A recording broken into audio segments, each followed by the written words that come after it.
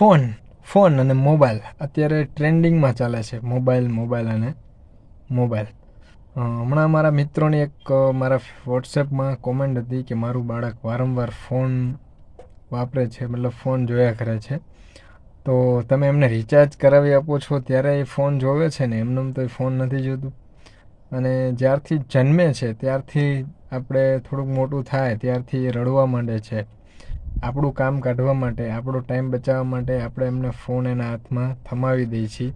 અને જ્યારે એ મોટું થાય છે અને પછી જ્યારે એ ફોન માગે છે ત્યારે તમને તકલીફ પડે છે.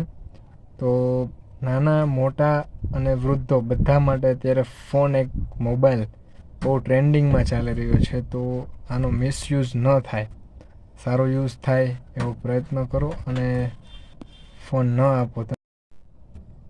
વાત ખરેખર કડવી છે પણ સાચી લાગે તો ખરેખર કોમેન્ટ કરજો.